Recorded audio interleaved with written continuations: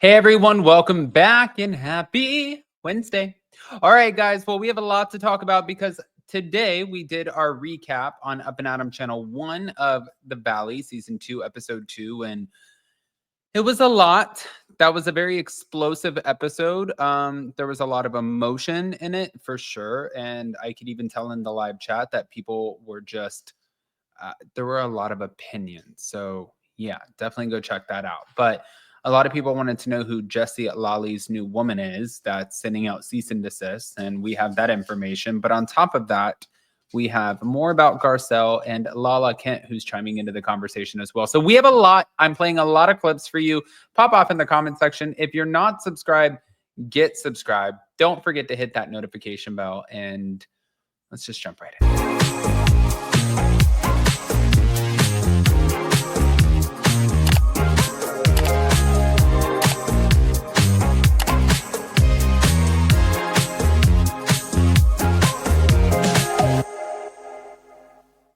Well, in case you have not seen her yet, this is her, Jesse Lally and Lacey Lally and Lacey Nicole.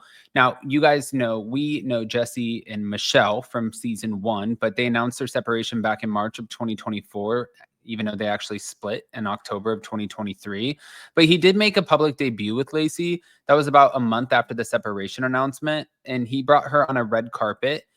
And from what they're saying, she is a socialite and a philanthropist from Orange County, California. But as of April of 2025, they are still together. So people wanted to know, who is Lacey?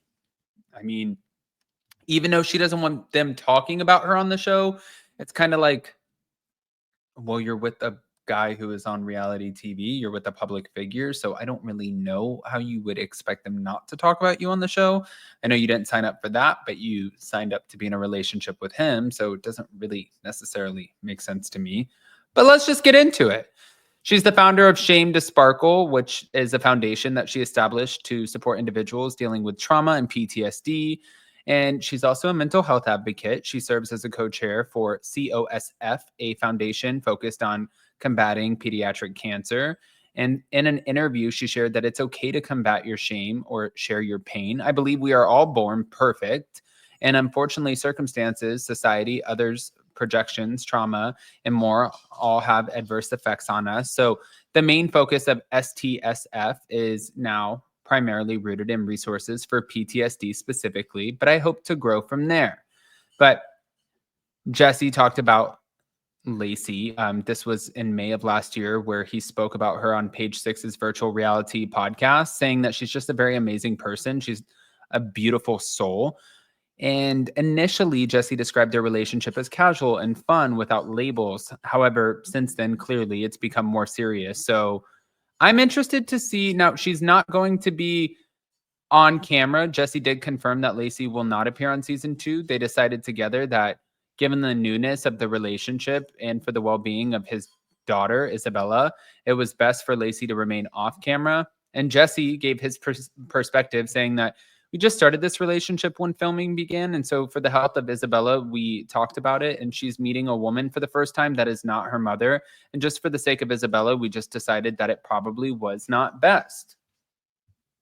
I mean, listen, if you're going to put it in that perspective where it's all about the kids or your daughter, your child specifically, I love it. Now, moving on. Crystal Kung Minkoff, thank you to Bywig Hello Drama, spoke on Garcelle. Yes. Garcelle has unfollowed the entire Real Housewives of Beverly Hills cast. Does she still follow you? Including Sutton. She still follows you? Yes. Okay. Yes. Have you heard from Garcelle? I talked to her the day of the announcement. Okay. Yeah. So Before right or away. after? Right after I saw it. And then I messaged her, and then she called me when we were in Marco. Okay. And we talked for a little bit, and that was it. Could you put some context around her exit? No, because I didn't ask her about it. Oh. You know, because I know what it feels like. It's too new. It was just more of like, hope you're great. Thank you. It was time. Yeah. That was it. It was very, and I'm not pushing anybody because like it took me months to even mention it. But like your exit was pretty calm, and like, it just was more like, not coming back. I'm not coming back. Yeah. You know, like, so enjoyed even the run. Correct. But like, so for me, it was tough enough to deal with it. So with her being kind of public and then obviously from what I saw, she felt quite betrayed by Sutton and the girl, not necessarily the girls, but it seems centered around Sutton. Yes, that's what I mean. It seemed very much about Sutton.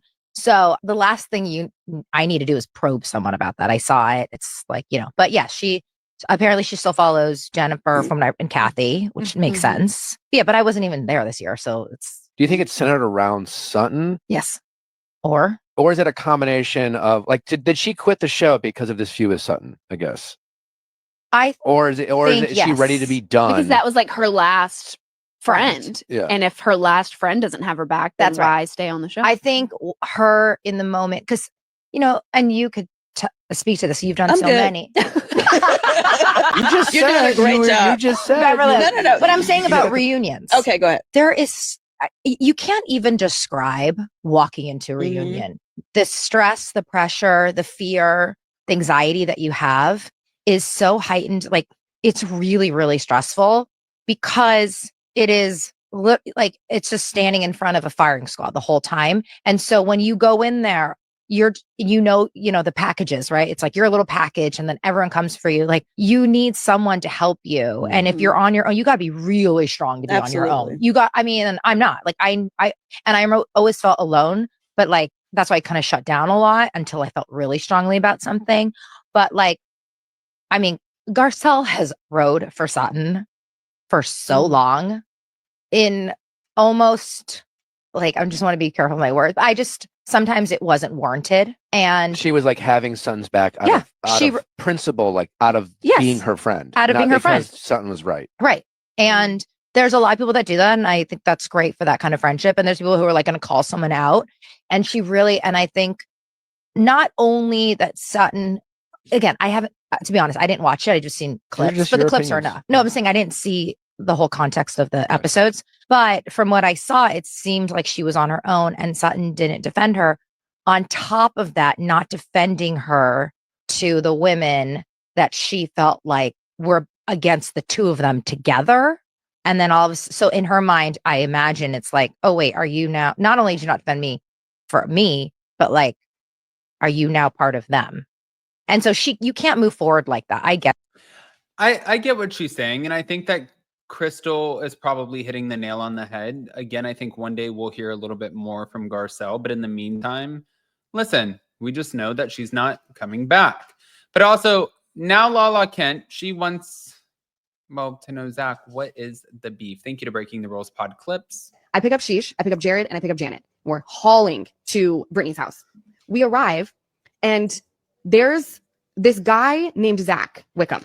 And he is a friend of On the Valley, right? And I've always liked Zack. I've never ever had an issue with him, right? And I've only known that he's had an issue with me because he comments on these like little mini Bravo accounts where he clearly does not dig me, which I did not know that because every time I've seen him, he's been nice. You know me, I've never had, as 50 Cent would say, I don't have a problem with a problem. Do we have a problem?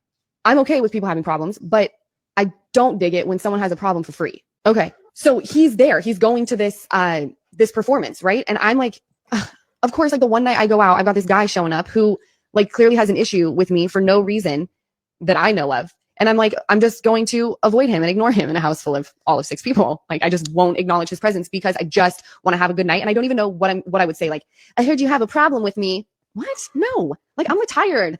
I should be in bed looking at my eyelids right now. Like, I just don't have the energy or the stamina at that point in time. So we go out, and honestly, like towards the end of the night, like we're laughing about this light. We were laughing about like the most random stuff. And I'm like, I don't understand this person, this kid is literally beefing with himself in these low level comment sections. So he doesn't even have to. You don't have to. I don't understand. There's literally not a one reason in the world. So that was an interesting thing that happened that night. But I pick up Sheesh, I pick up Jared, and Oh, Zach, you are under fire right now. All right, guys, I want to hear what your thoughts are. Pop off in the comment section. If you're not subscribed, get subscribed. Don't forget to hit that notification bell, and we'll see you next time. Love you guys. Bye.